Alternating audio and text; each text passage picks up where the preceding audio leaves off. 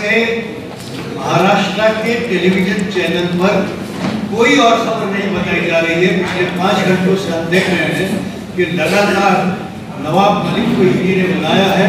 नवाब मलिक से ईडी की पूछताछ चल रही है और ये मामला हमारे मीडिया के मित्रों के जरिए जो बात हमारी जानकारी में आ रही है वो ये है कि किसी ज़मीन के घोटाले के बारे में नवाब मलिक से पूछताछ चल रही है। ये सूत्रों का कहना है, ये मालूमात हम तक आई है।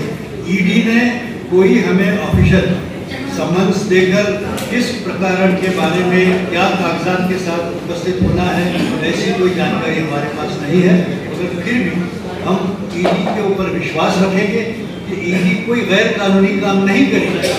ईडी को सिर्फ हमारा ये एक संदेश हम देना चाहते हैं कि चूँकि पिछले कुछ साल से खासतौर पर ये एनडीए सरकार के कार्यकाल में जो ईडी हो या सीबीआई हो या इनकम टैक्स हो या इस तरह की जो केंद्रीय यंत्रणाएं हैं जांच की, उन पर बहुत सारे आरोप लगते हैं कि वो राजनीतिक हेतु से काम करते हैं। वो भारतीय जनता पार्टी या एनडीए की सरकार के जो गठ हैं उनके आदेश पर काम करते हैं, कानून के हिसाब से काम कम करते हैं, उनके हिसाब से काम ज़्यादा करते हैं। नवाब मलिक को बुलाना या उससे पूछताछ करना ये कहीं कोई राजनीतिक खेल तो नहीं है, इसका हमें खदशा है। नवाब मलिक ने भारतीय जनता पार्टी के ब्लू आइड बेबी जो एनसीबी के अफसर के खिलाफ एक लड़ाई लड़ी और उसको लगभग चित गिरा दिया कि उसको महाराष्ट्र से हटा दिया गया, उसके खिलाफ एफआईआर दर्ज हुई, उसका बियरबार की लाइसेंस के बारे में गलती सामने आई, उसके बर्थ के बारे में सामने आई। तो भारतीय जनता पार्टी को एक बंदे की भावना से नवाब मलिक को सबक सिखाने के लिए राजनीतिक लड़ाई लड़नी होगी। वो राजनीतिक तौर पर जरूर लड़े थे, लेकिन कानून का फायदा लेकर और ये यंत्रियों का फायदा लेकर उनके अधिकारों का दुरुपयोग करते हुए न ले।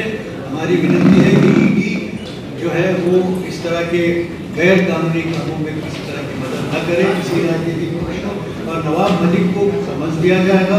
नवाब मलिक के खिलाफ जो भी कार्रवाई होगी हम पूरी ताकत के साथ कानून और अदालत का सहारा लेकर वो लड़ाई लड़ेगा। हमें पता है कि नवाब मलिक निर्दोष हैं और उनके खिलाफ जो आरोप लगाए जा रहे हैं वो सिर्फ राजनीतिक हेतु से लगाए जा रहे हैं, जिसका कोई बेस नहीं। 17 साल पहले का डील जिसमें खुद देवेंद्र फडणवीस का बयान मैंने आपको पढ़ के बताया, नवंबर 2021 में देवेंद्र फडणवीस के बयान में साफ जाहिर होता है कि उन्हें ये बात मालूम हो गई थी कि ये डील के वक्त नवाब मलिक उस कंपनी से बाहर थे क्योंकि वो मंत्री बन चुके थे। उनके पुत्र ने ये डील किया है और उनके पुत्र ने मीडिया में जो बात कही वो भी मैंने आपके सामने रखी कि ये ज़मीन जो मैंने खरीदी वो सलीम से खरीदी, जो वहाँ का लैंडलॉर्ड था, सही दामों में खरीदी। उसका इवैल्यूएशन जो है वो हमारे डील से पहले हो चुका था और इसमें कोई गैर कानूनी काम नहीं है। मैं हसीना सरकार को नहीं जानता, मेरा कोई अंडरवर्ल्ड से लिंक नहीं है, ये बात सब रिकॉर्ड पर है।